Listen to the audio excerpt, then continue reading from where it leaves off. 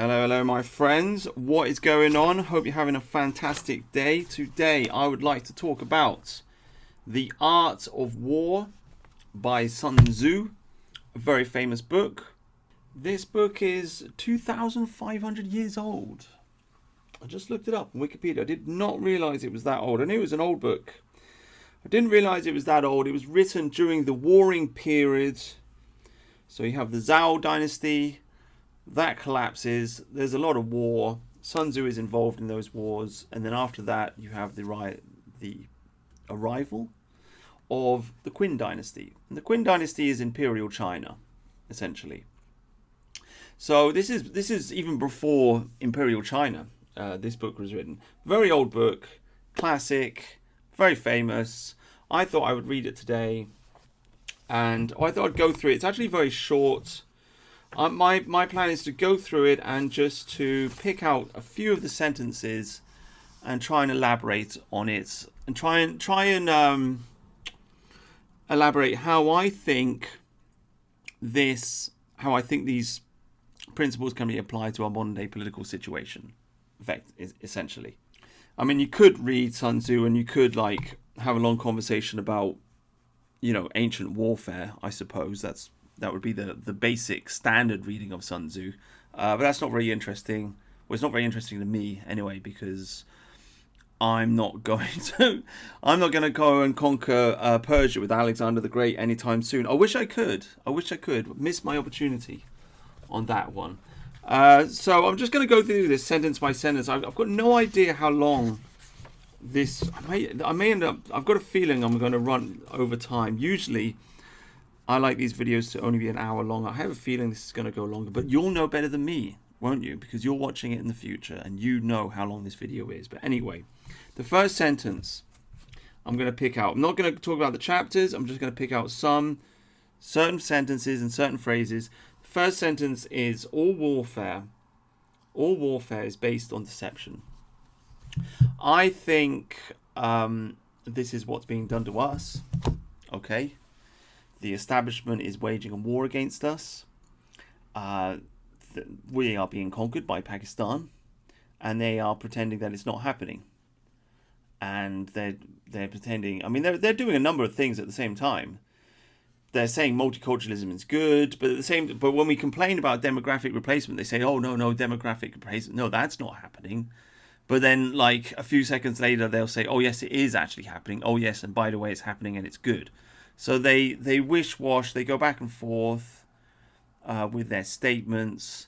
But whatever the case, they're hiding what is happening to us. And they're hiding all the crimes that are being committed against us. They're hiding the crimes of the grooming gangs. They're hiding all of the violence and the theft and the insanity. They're hiding all of it. So, yeah, war is based on deception. I'm not exactly sure how we can resist the government by using deception, because our strength is the truth, and people are attracted to us because we're telling the truth. And so we're, by telling the truth, you're being non-deceptive, aren't you? Really? So, yeah, it's a tricky one, actually. I would say that my plan and my motto, which I want people to adopt, is I think we should make England majority white, and it's not really a deception. It's kind of it's not really a deception, but it's just because where are the goalposts? What does it mean to be majority white? Well, it could be 60% white, or it could be 70, or it could be 80, or it could be 90, or it could be 99. Do you see what I'm saying? So you can shift the goalposts on that one. It gives people plausible deniability. It gives them something they can rally behind. And if they, have black friends, Indian friends, or they work with these people, then they can say, "Oh, no, not you, mate. You're okay. You've got a job. You're paying your taxes. I don't mean you. I mean the other ones." You see what I mean? That's what people need. So, I mean, is that deception? I guess, sort of, maybe. The next sentence, a speedy victory is the main object in war. Well, we've just seen this in Venezuela. Well, we don't know, actually. Is this going to turn into a larger war? But I don't think it will. But that special military operation, bang, in and out, in a day.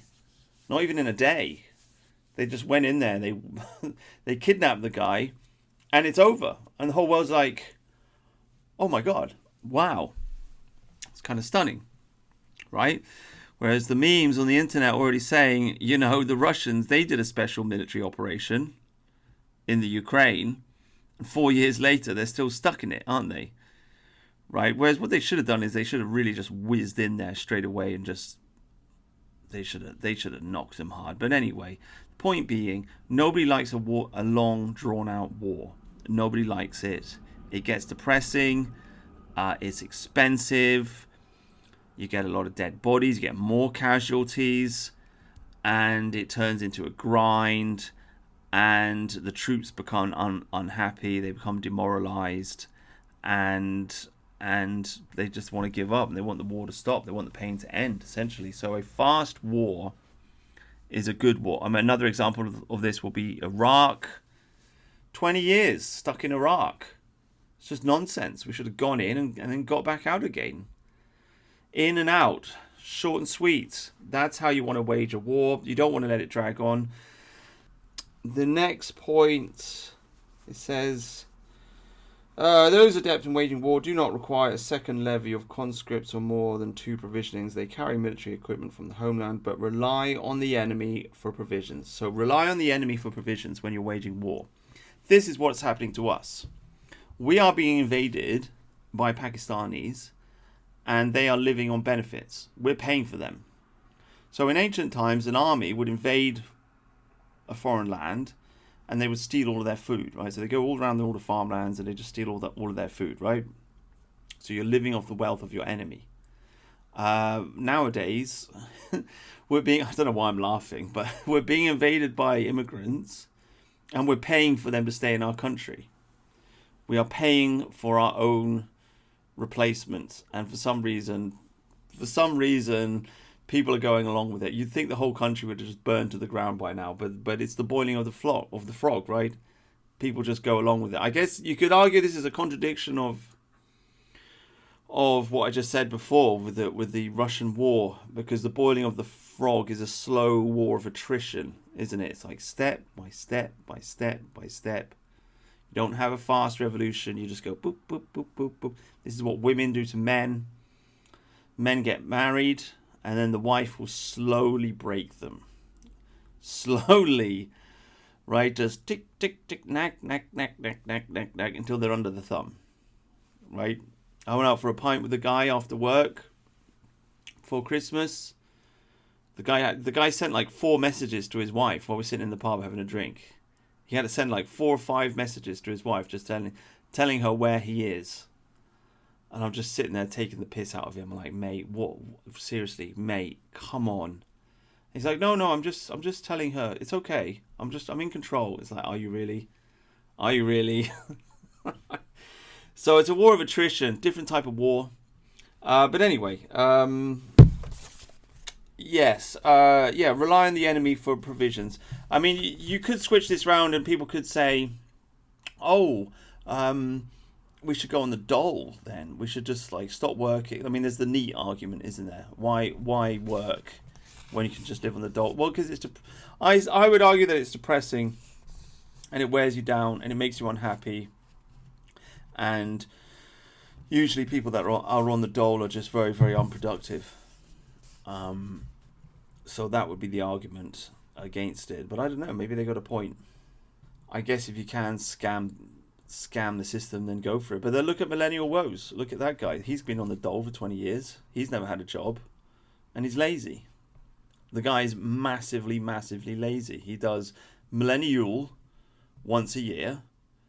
And granted, he gets a lot of guests on, and the people in the community, they enjoy it and stuff. But what does he do for the rest of the year? He doesn't do anything. See what I'm saying? He's just massively lazy. Why? Because he's living off the charity of others. And if you live off the charity of others, it makes you lazy. So, yeah, I would recommend getting a job. But, I mean, if you can get stuff from the government, I would say take whatever you can, to be honest with you. Next sentence. When a country is impoverished by military operations, it is due to distant transportations. Yeah, so this is America's problem. It's fighting wars that are on the other side of the world. I guess this is the problem for the British Empire as well. I guess it's a problem for any kind of naval power. But I don't know. I guess as a naval power, they're on the other side of the world, but they're not that far. I mean, you've got to remember Sun Tzu. He's talking about war in China itself, so he's talking about marching armies across the land. When it comes to naval power, the island that's on the other side of the world, I suppose, is closer because all you got to do is send your boats out there, and then you got to bomb them, right? Gunboat diplomacy. But whatever the case, if you're fighting a war on the other side of the world, it's going to be more expensive and harder to maintain. This is actually, just to go on a slight tangent, this is actually why, when it comes to politics, I think, like, if you look at geopolitics, you look at the world, it's like a chessboard, and if you're going to play a game of chess, you should want to win. In a similar way, you want to play a game of politics, the goal should be to conquer the world. And that doesn't mean that you have to conquer absolutely every country in the world, but it should just mean that you assume a position of power from which you cannot be defeated. This is why I talk about conquering Africa, right? Even though it sounds stupid. My attitude there is that you've got this giant continent, it's just sitting there, and it's run by morons, and we could take it very, very easily, and there's not really anything they can do to stop us from taking it. And if we did take it very easily, and if we possess that piece of land, it would be such a giant... Like, if you've got that giant chunk of land, and you've colonized it, and you've got your people living on it, you're gonna be basically invincible in a way, because you'll have a position like right next to the middle of Asia. You'll have a massive... I'm talking about the Anglosphere. If we had Africa, we would have North America, which by itself is just an utterly dominant geographical position, and then we'd have obviously England. Europe would be on our side because they're white, and you'd have this massive landmass. If you could take that and fill it full of white people, it would take 1,000 years, or maybe less, maybe a couple of 200, 300, 400 years to like really populate it. But once you had that, you'd essentially be invincible, and then you've won the game. Do you see what I'm saying? Because no war would be too far away, and you'd have such a dominant position on the map. Nobody would ever be able to conquer you. Anyway, I'm just rambling here, but I mean that's just a thought that comes to mind when talking about fighting wars that are far away.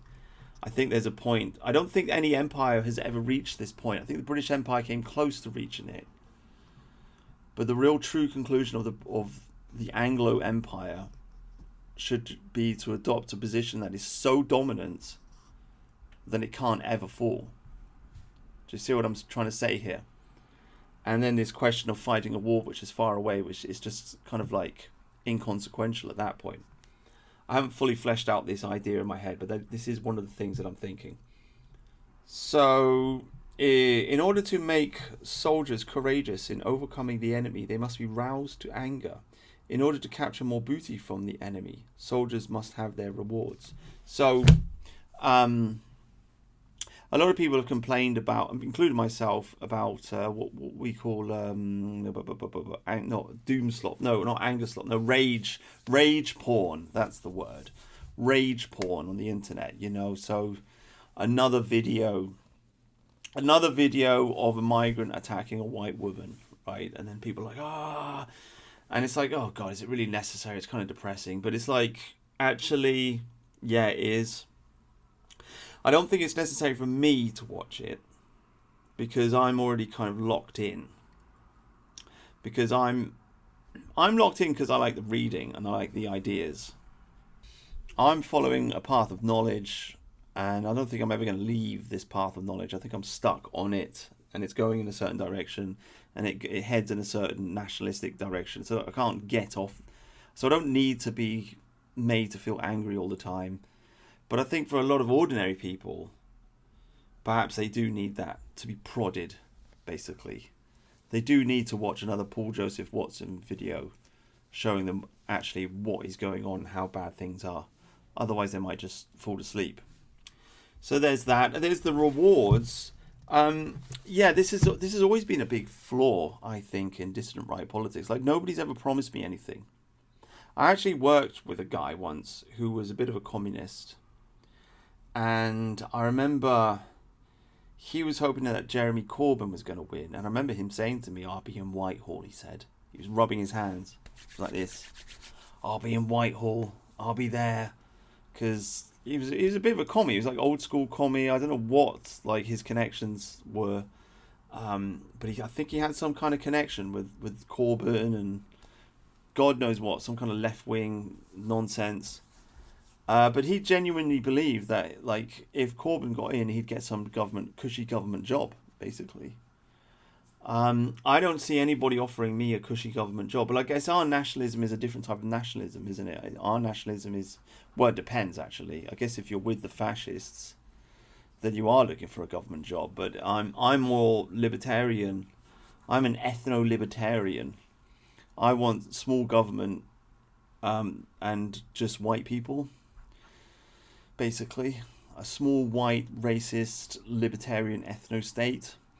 So there's no government job being offered to me for all my political endeavours. So why am I doing what I'm doing? Why am I wasting my time on a Sunday afternoon making this video? Why am I doing it? Nobody's paying me, right? Nobody's giving me any donations. Hardly anybody's watching. And even if we do win, nobody's going to reward me. There's no reward for me on the horizon. I don't see it because nobody listens anyway, and nobody cares what I say anyway. And I think if we won tomorrow, I'd be like, "Oh, guys, I was there at the beginning. I was there in 2016.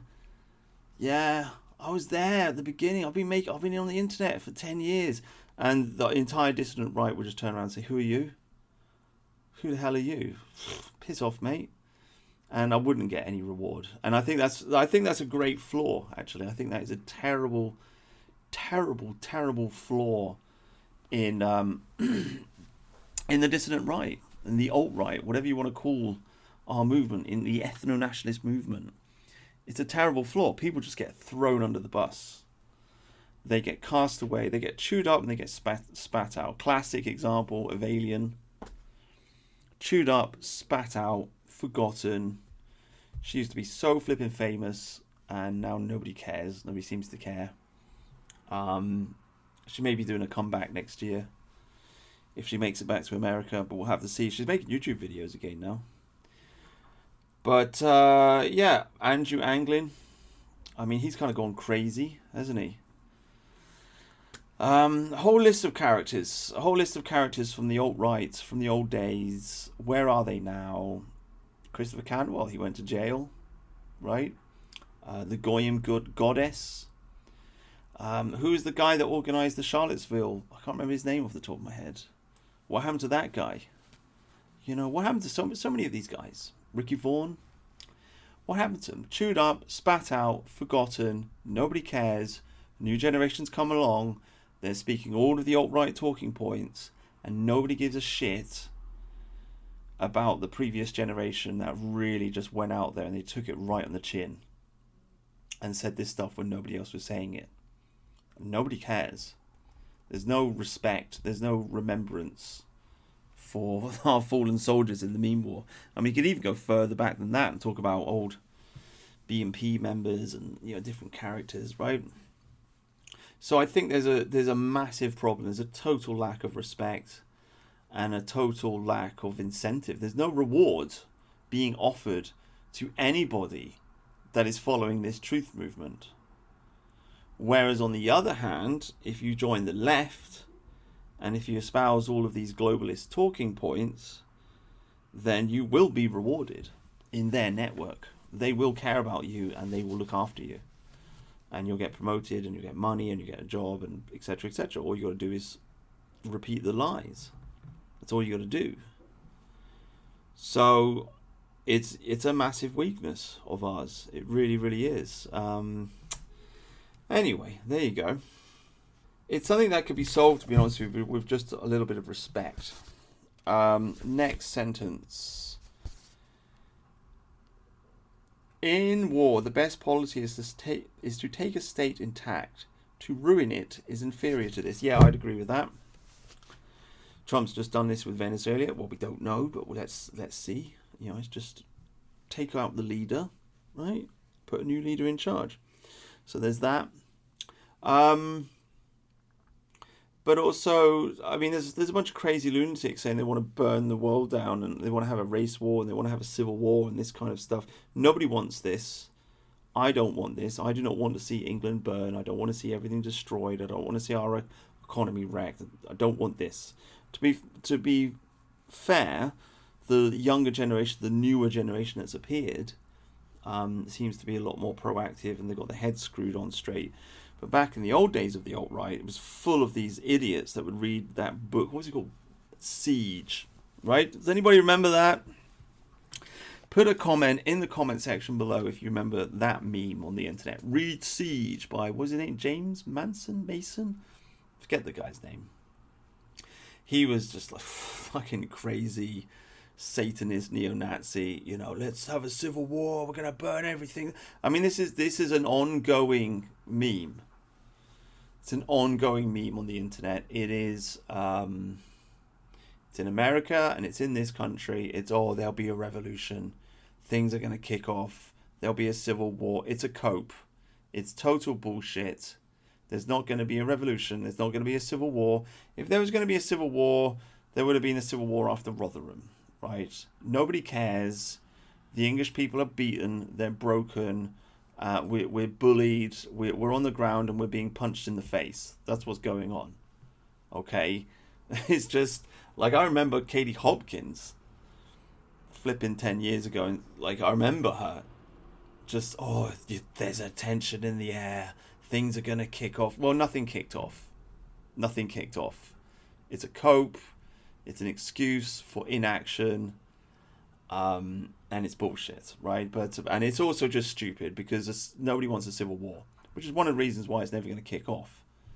Because as long as you can work your job and you can come home and you can watch Netflix, right, and watch some pornography and then go to sleep and you've got enough food to eat, then there's not going to be a revolution for most people because most people just don't give a shit, right? We live in a nihilistic age. Nobody gives a shit. And that's it, basically. I just talked to a guy in a shop. I said to him, what do you think, Charlie Kirk? Why was he murdered? And he said, I don't fucking care, mate. Well, I don't care. I don't give a shit, mate. Yeah, it's all just nonsense. That was his response. Doesn't care. And most people don't care because they've been programmed not to care. So there's not going to be a civil war. And we don't want a civil war, even if there was going to be a civil war. Next sentence. To subdue the enemy without fighting is the supreme excellence. Well, this is what Israel does. They get somebody else to fight their war for them, right? Israel gets America to blow up Iraq and destroy that threat, okay? Israel is celebrating now that Trump has smashed Venezuela, right? Pretty soon Israel will be celebrating after Trump has crushed Iran, okay? They just sit and they go, oh, wow, thanks. Actually, no, they don't even say thanks. They go, oh, you're such a bunch of anti-Semites.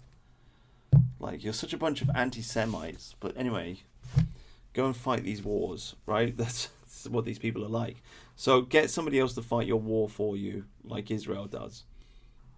Next point. When 10 to the enemy's 1, surround him.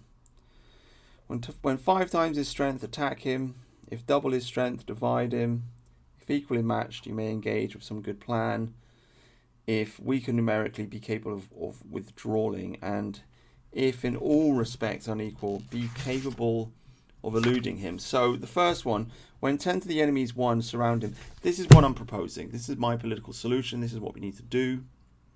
We need to march on Parliament, surround Parliament, engage in a sit-down, right? By the way, I'm still reading Chaos by Tom O'Neill, I think his name is. The journalist. He wrote a book about Charles Manson. So I've just been reading about that and about 60s culture. And anyway, in the 60s, they used to do sit-downs or sit-ins, I forget. But they used to do this on the college campuses. They'd go somewhere and they'd just sit down and refuse to move. And I'm just like, oh, that's what those oil guys are doing.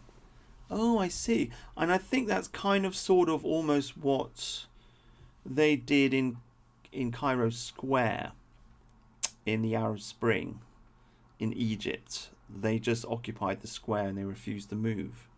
I think that was like a further elaboration, interpretation on the idea of the sit down, a progression on the idea of the sit down. But anyway, whether that's true or not, what I'm saying is that we are bigger than the government. We, the people, are bigger than the government. The government is small. We are big. So if we can get organized, then we could get 2 or 3 million of us. 1 million would probably be enough. And you just go to London and you sit outside Parliament and you sit down and you don't move until they give us a general election. And I think they would be forced to give us a general election. And then we could get rid of this Labour government and we could save the country. That's my idea. I don't know if we're going to make it to 2029. I mean, maybe we will, but it's going to be a lot more foreigners in the country. But who knows? I mean, the number one pushback I get from this is, oh, we'll all get arrested. And, well, after reading Sun Tzu, I think that... I mean, by the way, I always thought this. It's just Sun Tzu's kind of clarified it in my mind. But I do think that, like, if you read... I don't know if I've got a specific sentence. Maybe I do later on. But if you read Sun Tzu, he makes it very clear. Don't engage the enemy unless you think you're going to win. You should make sure that you're going to win and then engage the enemy. Right? So I don't think we should just march on Parliament with the hope that maybe we'll win. No, what we should do is get all the elements in place so that it's certain that we will win by marching on Parliament and then march on Parliament. Do you see what I'm saying? And how do you get all the elements in place? Well, you march with the left. You get them on your side. So you get Jeremy Corbyn on your side. You get Zach Polanski on your side because they're in opposition. You get some of the opposition leaders on your side, or at least some members in the opposition, to say, yeah, we need a snap general election. We need to get rid of this Labour government. And we get America on our side. We get Tucker Carlson on our side. He's already said, why don't the British people just march on Parliament? Right? So we get him on our side. And Trump doesn't like Keir Starmer. So if we could get Trump on our side, I think we could do it. And then we march on Parliament. We sit down and we force. That's just like the end. That's like the final push at the end. After all the planning and the groundwork is done, the final push is just we go there physically and we demand it, and then we get it. And we get a general election. We don't have to wait till 2029. It is a doable, achievable goal. It is a thing. I don't think it's impossible. We're not talking about flying pigs here. It's a doable goal. But who's listening to me? Like, nobody. So that's the other problem. That's the other problem. I don't know how to solve that problem. I've read Sun Tzu and I still don't know how to solve that problem. Because the only thing that matters on the internet is fame. That is the currency of the internet. If you have fame, then it's very easy to maintain your fame just by talking to other people that are famous. That's how the podcast circuit works. You get famous, and then you talk to other people that are famous, and then you will remain famous, right? How do you... Yeah, you can make as many mistakes as you want. You can say a whole bunch of stupid stuff, but you can just keep going because people will listen to your opinions because you're famous. And because you're famous, therefore you're important. It's the only thing that matters on the internet. I do not have the fame, and I don't know how to get it. So I'm kind of stuck on that regard. If anybody knows how I can get famous without running through the streets naked, although that is an option. It's not a promise, but it's an option. If anybody knows, then please tell me. And then I'll get famous, and then everyone will follow me, and then we'll march on Parliament, we'll overthrow the government, and the country will be fine. Right? Otherwise, what are we doing? We're listening to a bunch of talking heads just talking about shit, aren't we? Do you know what I mean? Round and round and round in circles. with no solutions. Anyway, what's the next point? Oh yeah, and if just to absolutely contradict everything I just said, if in all respects unequal, be capable of eluding him. So I mean, if you're on your own, and it's you on your own against the government, then I guess you've got to run away, haven't you? I guess that's why we're anonymous on the internet, because we don't want to be arrested. But that's because they pick us off one by one, and the group doesn't stick together. Do you see what I'm saying?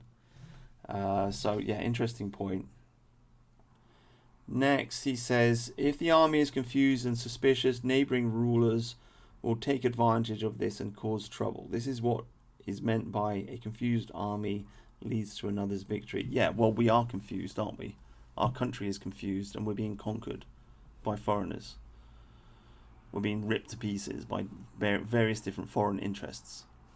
Basically, same things happening to America, same things happening to Europe in general. There you go. Is it happening to China? No, because they're not confused. Then basically he says, oh my god, did you hear that? Then he says, therefore I say, know the enemy and know thyself. In 100 battles you will never be defeated. When you are ignorant of the enemy but know yourself, your chances of winning or losing are equal. If ignorant both of your enemy and of yourself, you are sure to be defeated in every battle. Yeah, got to understand who the English are and what they're going to follow and what they want. This is why I keep saying, what is the point of supporting Adolf Hitler? Are the British public going to rally behind Adolf Hitler? No, they are not. So why are you promoting this bullshit on the internet? Well, it's because you are retarded. You are a retard. Congratulations. Go and look in the mirror and say, oh my god, I'm a retard. Right? Just write, get a pen and paper and write, Brutus said I'm a retard. Stick it on your wall and look at it every day. Why are you a retard? Well, it's because you're posting Hitler memes on the internet and you think that the British public are going to rally behind Adolf Hitler. Or you think the British public are so stupid that they won't notice that you're posting Hitler memes all across the internet, right? And that you are a supporter of Adolf Hitler. So ditch that. Know the British public. The British public are going to rally behind the British Empire, Churchill, 2 world wars, 1 World Cup, the English race, the English master race. Forget Jonathan Bowden, right? I like Jonathan Bowden too. I like his speeches. Fantastic. But you know what Jonathan Bowden said? He said Germany is the heart of Europe. That was a great mistake. So Jonathan Bowden was a retard. That's right, I said it. You can quote me on that. Jonathan Bowden was a retard. The British public are never going to rally behind a man who says that Germany is the heart of Europe. They're not going to do it. We're the English. We conquered the world. Don't start blabbing on to me about how great Germany is. This is just dumb. So, if you don't know yourself, then you're not going to win. If we don't have an English ethno-nationalism, we're not going to win, right? Sargon of Akkad giving up on liberalism, completely dumb and retarded. He makes a video saying, oh, liberalism this, liberalism that, liberalism is awful, blah, blah, blah, blah, blah. And at the end of the video, he says, well, we need to find something new. And it's like, what? What then? What are you talking about, mate? What on earth are you talking about? We need to find something. So let me just get this straight. We'll tear up all of English political theory, chuck that in the bin, and you don't even know what we're going to replace it with. Are you retarded? Oh, yes, that's right, you are. You are a retard. Congratulations, right? Congratulations. So it's dumb, okay? The idea that if you are a liberal, you have to accept the blank slate theory of mind is just stupid. It's just wrong. It's just actually genuinely false. Because there have been plenty of racists in America. Let's take, again, as I keep saying, Andrew Jackson. He threw out the Indians in the Trail of Tears. The whole of America is a race war against Indians. You had Jim Crow. You've got the Australian white-only immigration policy. Okay, so oh God, so there've been plenty of racists, and they were still liberals. They still believed in democracy. So there's no need to throw liberalism in the bin. This is our ideology. All we need is an ethno-liberalism. We need a racial liberalism. That's all we need. The British public are not going to rally behind fascism. They're not going to do it. So know yourself. Know what the British public wants, and then you can win. We know what the enemy wants. They want globalism, and they want gay sex, and they want Islam, and they want transgenderism and transhumanism, and they want to give us a digital ID, and they want all this stuff. I mean, I guess it's another part of know the enemy. Make sure everybody understands the Jewish question. And I just made my last video, 9/11. There's a whole group of people that don't seem to realize that you cannot knock down a skyscraper with a plane. You can't do it. That's impossible. It won't work. Okay, so know your enemy. Okay, so understand all of their plans. Understand the Jewish question. Understand race realism. Understand the banking cartels. Understand the Bohemian Grove. Understand the Freemasons. Understand all of this stuff. Not just a little bit of it. Understand the whole picture. Make sure that people get it. And then you win. Essentially, you could translate it as know the truth and you'll win. Right? If you know what's going on in the world, you'll win. If you don't know what's going on in the world, you'll lose. That's why everybody's got to like and subscribe. Leave a comment below. Share my videos, right? Because I'm the only guy that knows what's going on. I'm literally the only person on the internet that understands what's going on. My dear friends. Yes, that's it. Another sentence here is: the skillful commander takes up a position in which he cannot be defeated and misses no opportunity to overcome his enemy. Then he goes on to say, thus a victorious army always seeks battle after his plans indicate that victory is possible under them, whereas an army destined to defeat fights in the hope of winning, but without any planning. Yeah, so again, I'm not going to march on Parliament unless it's well planned out.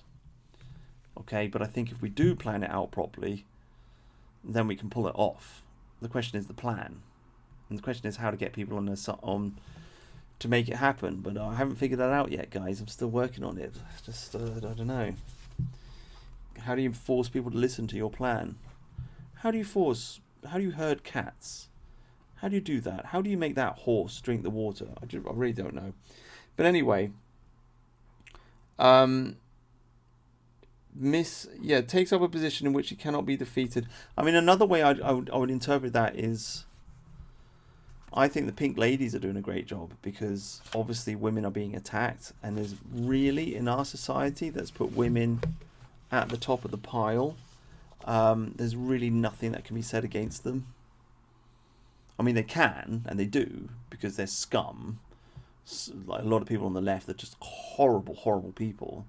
But nonetheless, it is a weak point. Like most ordinary people, the vast majority of ordinary people, they hear about schoolgirls getting raped by foreigners and they're upset by it. There's a very small minority of leftists who are utterly psychotic, who don't care, but the vast majority, they care. So you kind of, it's difficult to defeat something like that, a movement like that. So another point, generally, management of a large force is the same as management of a few men. It is a matter of organisation. Yeah, so the mob just needs to be organised. If we're going to march on Parliament and we're going to force the government to give us a general election, then you just need organisation. Basically, the best organised group wins. Currently, the government's a mess, but as far as opposing the British public goes, it's organised at doing that. I mean, they've got, the time, the energy, the power, etc., etc. But basically, it's a kind of a tough one, this one, because what we're dealing with here is also just a clash of ideas. And the thing about ideas is, it is a really tricky one. I don't really know how to reconcile this, to be honest with you, because I believe in freedom of speech, and freedom of speech by its very nature is just chaotic. Okay, 4chan is chaotic. 4chan is led by anons, and if you give a man a mask, he'll show you his true face, and so 4chan is a great place in order where you can encounter new ideas. I mean, it's become a bit rubbish in recent years. Unfortunately, it's really gone downhill. But still, if you want to get red pilled, you go on 4chan, you'll get red pilled pretty quickly. People are going to post some stuff, and you'll be like, "Whoa, dude, what the hell? What's all that about?" Right? Because the freedom of speech is there. So basic realities, basic truths, like the difference between men and women, and race realism, and the Jewish question, and things like this, they will be. There is a certain wisdom of the crowd. Essentially, there's a wisdom of the mob in 4chan. I think that also studies have been done in which, if you give a social media platform freedom of speech, the platform will tend towards the right. Everybody will become right wing, essentially. This is what's happening on Twitter. The left only wins through censorship. The right wins through a lack of censorship, because the right wing is associated with nature, essentially, with vitalism, with the family.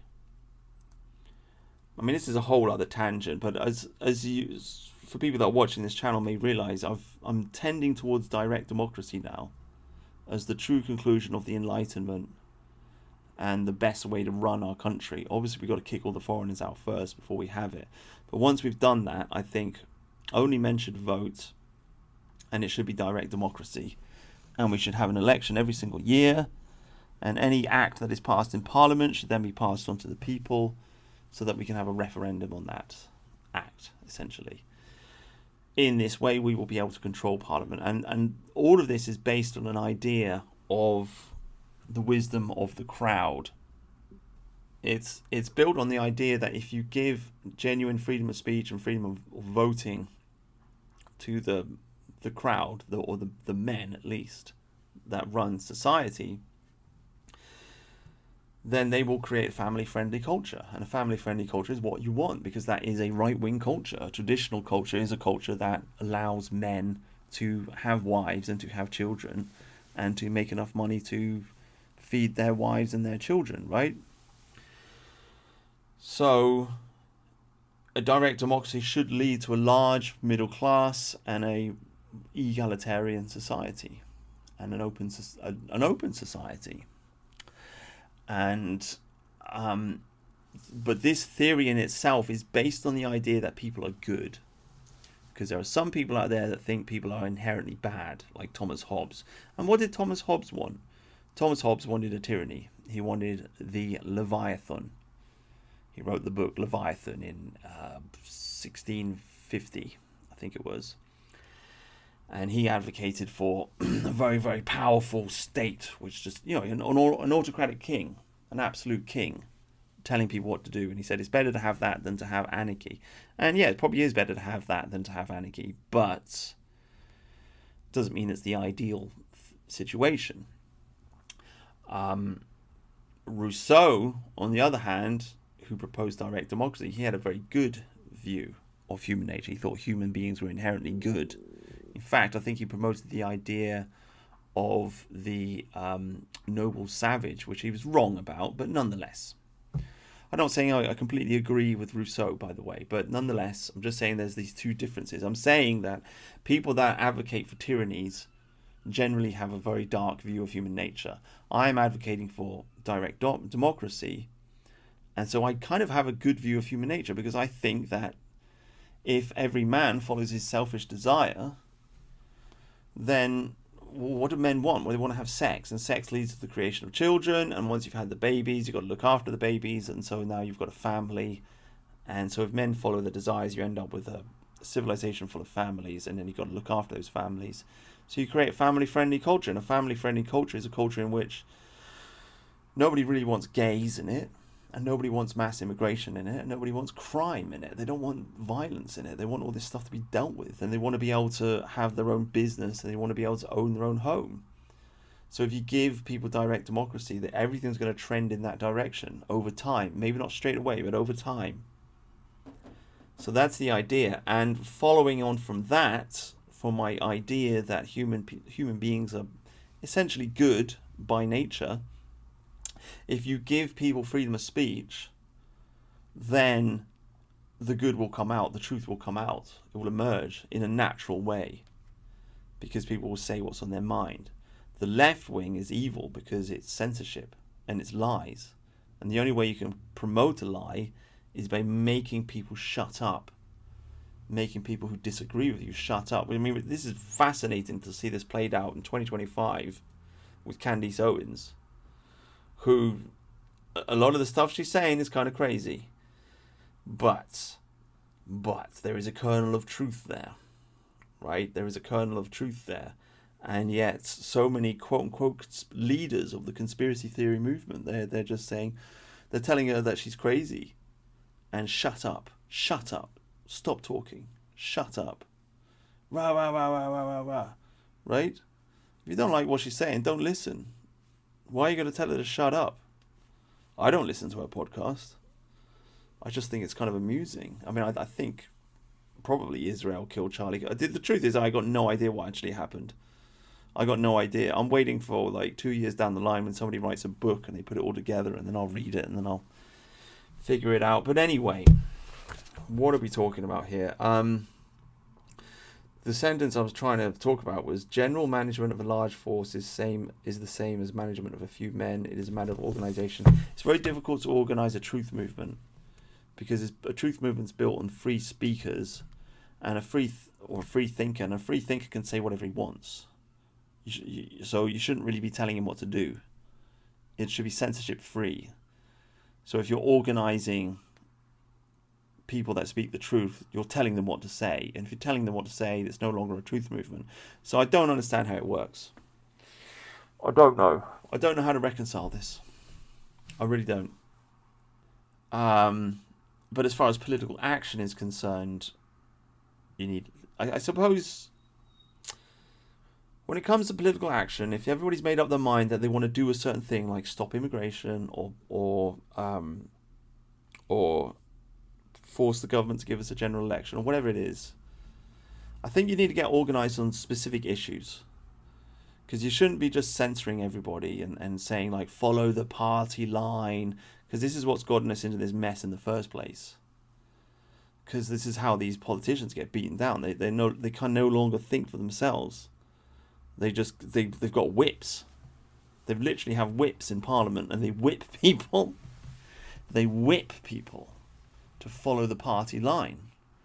And this is how the Tory party ends up promoting transgenderism, right? It's the party line. You've got to do it. People end up doing stuff for the Tory party instead of doing what's right, because it all just becomes about staying in power instead of fixing the country, you see. So I think we should organise ourselves on specific issues, on an issue by issue basis, and then people won't have to compromise themselves by having to vote for something that they don't want to vote for. See what I mean? Ideally, we would have yearly elections, right? And the leader of the party or whatever write out a manifesto. This is what we want. This is what we're going to, 10 points. Right? These are the acts of Parliament that we're going to push through. If you're in favour, then sign up for it. If you're not in favour, then don't sign up for it, I suppose. That's the way it should be done. Anyway, moving on. Next sentence. Close to the field of battle, they await an enemy coming from afar. So yeah, this is one of the problems that we face in this country, and that our capital city has essentially been conquered by foreigners. It's filled with foreigners, and they kind of form like a defensive legion around Parliament. Otherwise, I genuinely think if London was full of white people, there probably would have been a revolution already. I've got to be honest with you, because they would have rebelled. They would have just said, no, enough's enough. and they would have rioted, like they did with the poll tax riots. But London's been conquered, and that is a great weakness in our position, in our situation. So don't really know what to do about that, but it's just a weakness that we have. I guess you could say a similar thing happens in America. You've got Washington D.C. It's a long way for people to travel to go to Washington D.C. to go and protest. Next sentence: leave a way of escape to a surrounded enemy, and do not press a desperate enemy too hard. Yeah. So I don't actually think we should be like, hanging the politicians or calling to hang the politicians. I mean, it's just because then they won't give up, So in the old days in a war,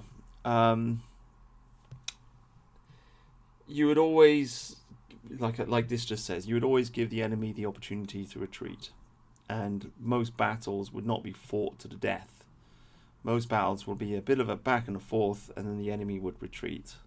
And there wouldn't usually be too much slaughter, sometimes, but not always. And that was reasonable, because if you back somebody against the wall, then they will fight to the death, right? Then you've got a big problem on your hands. So, in a similar way, our message to the elites should just be, okay, guys, we just want to change the government. You can keep all your money. Okay, you can keep all your money. We just want a new government. And to be honest with you, that's kind of fair enough, because we did vote for this government. I know that's painful for people to accept, but we did vote for this government. We voted for them. I didn't, but somebody did. British people did. English people did. If people had voted for UKIP back in 2015, like I did, or was it 2014? I forget. I think it was 2015, wasn't it? Anyway, if people had voted for UKIP back then, we wouldn't be having any of these problems, right? If people had voted for reform in the last election, we'd be in a totally different situation, right? So we don't actually live in a Soviet dictatorship. We do have elections, and people do have a choice. And we have had opportunities to get, to have a new government, to have an alternative, and people haven't taken the opportunity. So whose fault is that? I mean, you can say they were brainwashed, okay, but at some point in time, you have to accept some responsibility for the situation, and the people of England are in part responsible for the situation that we are in. So anyway, calling for the death of all politicians is not a good tactic, because then they won't give up their power. I like this next sentence. He who wants to subdue dukes in neighbouring states does so by inflicting injury upon them. He who wants to control them does so by keeping them constantly occupied. So keep them constantly occupied. So this is what the establishment does to us. It's always an ongoing disaster in the news. It's always something new. It's always just, there's always a pressure. There's always a tension in the air. It always feels like the world is just about to explode. We are always being kept in a state of fear. And this is intentional. It's being done in order to control us, essentially. There are 5 qualities that are fatal to the character of a general. If reckless, he can be killed. If cowardly, captured. If quick-tempered, he can be provoked to rage and make a fool of himself. If he has too delicate a sense of honour, he can be easily insulted. If he is of a compassionate nature, you can harass him. So white people are compassionate, and we are being harassed. Basically, oh, look at this dead Palestinian child. We have to have Palestinian refugees, etc., etc., etc. On and on and on and on. They are playing to our compassionate nature, so we should be less compassionate, basically. If he can be provoked to rage, he can make a fool of himself. The left can be provoked to rage quite easily over the most stupid things. Oh, my pronouns, blah, blah, blah, blah, and they make themselves look stupid. And because they've made themselves look stupid with all of this woke nonsense, people are, they're they're kind of fed up with it, aren't they? They've given up on that. Of course, this seems like a contradiction to what I said earlier. Obviously, we should get angry about stuff that happens, to white English people, stuff that happens on the news. But that's a call to arms. That's a call to action. I don't know. You have to find a balance, I suppose. If he is cowardly, he can be captured. I wonder about this. I really do wonder about this. Sometimes, like, what happens if you get arrested by the police? Do you know what I mean? What happens? Because they don't police. There are certain parts of the country that they just don't police. They don't. They basically arrest white people. They don't go after a lot of. They don't go into a lot of these no-go zones and arrest the foreigners, and they don't do it because they're scared of them, and they know that they'll fight back and they'll resist arrest and so on and so forth. Maybe we're too cowardly. Maybe we should not go so easily. I don't know. It's an interesting question. This one I thought was interesting. When the troops continually gather in small groups and whisper together, the general has lost the confidence of the army. So this is what's going on the internet. We are gathering in small groups and we're talking to each other and complaining about the government. So yeah, they've lost control. They've lost the confidence of the people. And they may not think this is a big deal, but it kind of is a big deal. It kind of is a really big deal. And as I say, things were not this bad when I was a teenager. Doesn't mean that we're going to win, but it does mean that their power over us has been undermined a lot. There's a lot of distrust in the government now, and it's not normal to have that level of distrust. And then the next one is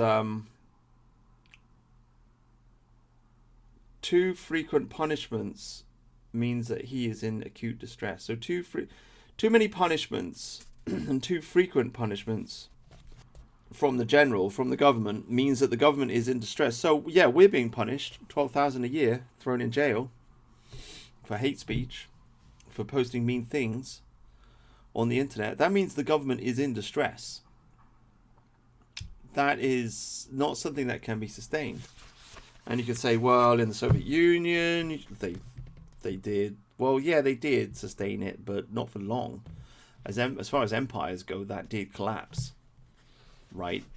It was a very short-lived empire in comparison to other empires. So again, I mean, this doesn't mean that we're going to win or anything, but it is. I don't know. It's kind of good to know that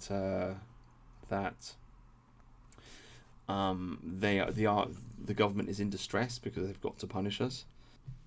I thought this one was interesting. If orders are consistently carried out to instruct the troops, they will be obedient. If orders are not consistently carried out to instruct them, they will be disobedient. So it's almost like the one I said earlier, where you've got to harass your enemy all the time.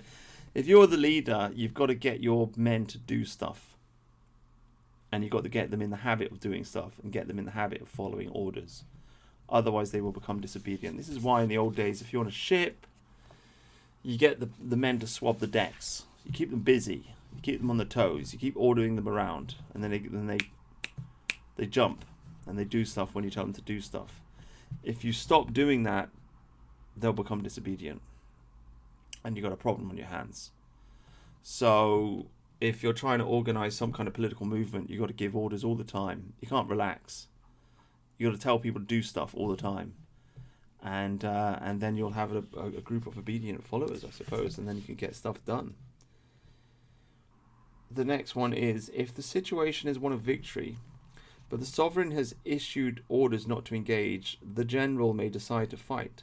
If the situation is such that he cannot win, but the sovereign has issued orders to engage, he need not do so. So this is very interesting because he doesn't want a totalitarian government or a totalitarian military dictatorship or whatever you want to call it. Like, it's not like, oh, you've been given the order, you have to do this. Sun Tzu doesn't seem to think so. Sun Tzu seems to think that the general should be able to make his own decisions. And if somebody at the back is telling you to do something, but you can see that it's a stupid thing, then don't do it. Which is kind of interesting. It's kind of really interesting. So yeah, I guess decentralization of power is a good thing.